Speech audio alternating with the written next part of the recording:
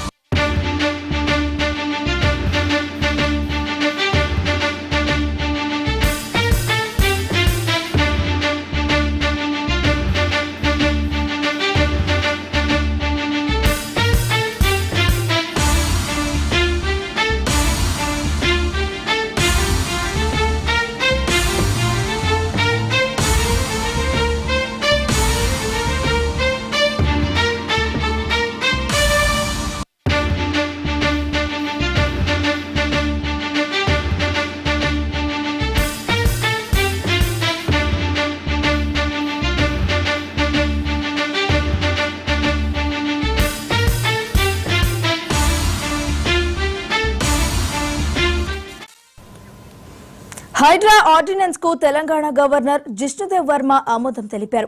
హైడ్రాకి చట్టబద్ధత కల్పిస్తూ ఆర్డినెన్స్ పై సంతకం చేశారు. అయితే రాష్ట్ర ప్రభుత్వం ప్రతిష్టాత్మకంగా భావించిన హైడ్రా ఆర్డినెన్స్ కు గవర్నర్ ఆమోదం తెలపడంతో తక్షణం అమల్లోకి వచ్చింది. హైడ్రాకు చట్టబద్ధత లేదంటూ విపక్షాల నేతలు విమర్శలు చేస్తుండటం, హైకోర్టులో పిటిషన్లు దాఖలు చేస్తున్న సమయంలోనే ప్రభుత్వం ఆర్డినెన్స్ కు గవర్నర్ ఆమోదం తెలపడం విశేషం.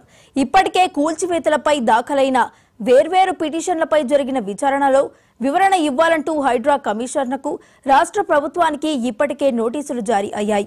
తదుపరి విచారణ ఈ నెల 14న జరగనుందని, ఆర్డినెన్స్ విషయమై హైకోర్టుకు అడ్వకేట్ జనరల్ వివరించే అవకాశం ఉంది.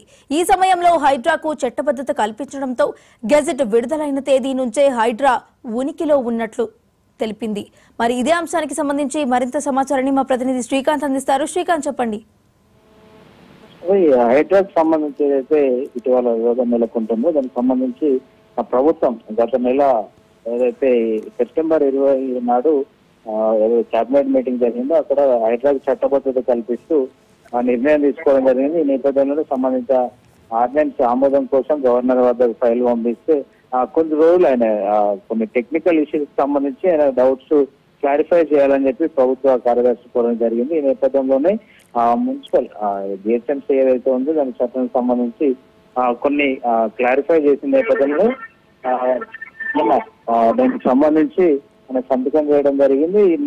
3 తారీఖు నాడు దీనికి సంబంధించి గెజెట్ విడుదల చేశారు. దీంతో హైడ్రాకు చట్టబద్ధత కల్పించినట్టు అయిపోయింది. ఎందుకంటే గతంలో హైడ్రాకు నోటీసులు ఇచ్చేటువంటి రైట్స్ లేకుండేది. ఈ నేపథ్యంలో ఇప్పుడు నోటీసులు ఇవ్వడం, ఏదైతే అక్రమాలకు గురవుతాయో వాటిని నోటిఫై చేయడం, ఇలాంటి పూర్తి అధికారాలు రానున్నాయి. ఈ నేపథ్యంలో ఎవరైతే హైడ్రాకు జిహెచ్ఎంసీ పరిధిలో కావచ్చు, హెచ్ఎండిఏ పరిధిలో కావచ్చు, ఇటు రెవెన్యూ కావచ్చు, ఇరిగేషన్, మిగతా టౌన్ ప్లానింగ్, ఇతర విభాగాలు ఏవైతే ఉంటాయో పోలీస్ శాఖతో సహా ఈ విభాగాలన్నీ ఇప్పుడు హైడ్రా పరిధిలో పనిచేయబోతున్నాయి. హైడ్రాకు నిర్ణయాలు తీసుకునే అధికారం ఉంటుంది, ఎక్కడ ఏదైనా నిర్ణయం తీసుకునే హక్కు ఉంటుంది. ఇప్పుడు నోటీసులు కూడా డైరెక్ట్ హైడ్రానే ఇచ్చే ఆస్కారం ఉంది. ఇంతకుముందు రెవెన్యూ డిపార్ట్మెంట్ కానీ, జిహెచ్ఎంసీ లేదా ఇరిగేషన్ ఈ వీటి నుంచి ఇవ్వాల్సిన పరిస్థితి ఉంది. దీంతో పూర్తి చట్టబద్ధత కల్పించిన పరిస్థితి కనిపిస్తుంది. దీనికి గవర్నర్ ఆమోదం తెలపడంతో హైడ్రా మరింత దూకుడుగా వ్యవహరిస్తుందని కూడా చెప్పవచ్చు. అయితే ఇటీవల హైకోర్టులో మాత్రం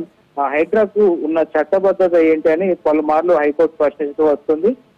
పేదల కోలాగా పెద్దల కోలాగా అంటూ హైకోర్టు కూడా సీరియస్ అయిన పరిస్థితి. చెప్పే వరకు ఆగరా అంటూ ఇట్లా మీ చట్టబద్ధత ఏంటి అనేది జీవో 99 కి సంబంధించి ఏదైతే ఇష్యూ ఉందో దానిపై స్టే ఇవ్వడానికి ఇప్పటికీ ప్రభుత్వం హైకోర్టు నిరాకరించినప్పటికీ జీవో 99 ద్వారా హైడ్రా ఏర్పడింది. ఇప్పుడు పూర్తి స్థాయిలో ఆర్డినెన్స్ ద్వారా చట్టబద్ధత కల్పించడంతో ఈ హైడ్రా మాత్రం దూకుడుగా వ్యవహరించనుంది. జిష్ణుదేవ్ వర్మ, గవర్నర్ జిష్ణుదేవ్ వర్మ దీనికి ఆమోదం తెలిపారు.